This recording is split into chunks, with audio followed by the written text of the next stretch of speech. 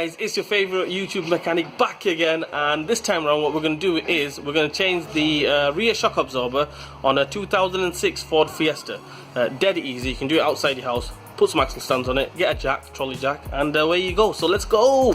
Okay guys, the first thing we've done, obviously took the wheel off. Dead easy, outside your house, you can do this outside your house, no messing about. Jack it up, put some axle stands on it, put a block on the front, make sure it's safe.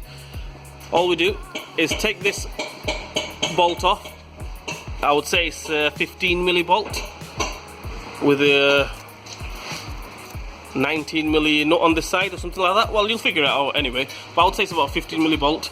Take that off, and on the top there's two more. Right guys, one thing I forgot to mention is obviously the spring goes on the rear axle, as you can see there. Obviously when you take the shocker off, the spring's going to come down. Obviously it will have a bit of tension, so what I've done is I put a hydraulic lift on it. If you're doing it on the floor, just get a trolley jack, put it under the hub, and just take it off that way. I mean, they don't have that much tension on them as it is these Fiesta springs. What I normally do, I just hold it with one hand, take the bolt off with the other hand. But just for the camera purpose and for safety purpose, I'm going to show you guys. Yep, that's the way to do it.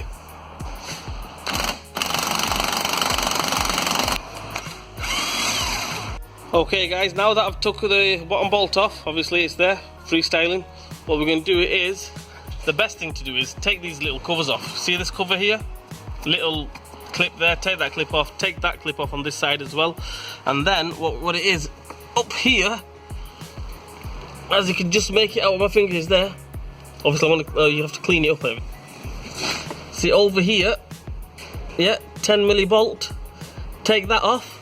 Another one on this side, I just can't show you guys, just can't make it out, but when you take this cover off, you can see it properly. Another one on this side, 10mm, take them two off. Hopefully this shocker should just fly off. There we have it guys, one shock absorber off, totally off. What we need to do is, obviously, if you're gonna, there's two ways to do it. Either use the old bracket, this top cap here, the mounting, or you can just order some new ones. I would recommend you just order new ones, because these, when you come to tightening them up and everything, they tend to crack, or with given time they crack, where the bolt goes through.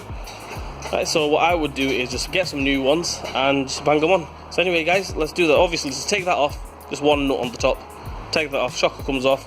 Go, one shock absorber on. Everything's on there, the two 10mm on. I put two washers on them as well, just to give it a bit more surface area. Slightly big washers, because them caps, they're rubbish. I know they're not expensive, but they are rubbish. Anyway, it's all on there, all tight, everything. The wheel is back on, and that's it. It's dead easy. You can do it outside your house. Make sure you put axle stands on it. Have a trolley jack just to take the pressure off the spring, and three bolts basically. Take 3 bolts off, shock absorber, done. Anyway, another thing is, some garages, they might say, oh, you've changed one side, change the other side. You don't need to do that. If whichever one's knackered, just change that one. You don't need to go changing, both of them for balance and everything. They just want your money. That's all it is. So anyway, guys, if this video has been helpful to you guys, give me a thumbs up. Blue gloves. I have to change them. We need black ones. Black ones better. And all I'm going to say is like, share, and subscribe to my channel. Hit the bell button for me. Hit the notification button, which is the bell button, I think, yeah. And I will see you guys soon.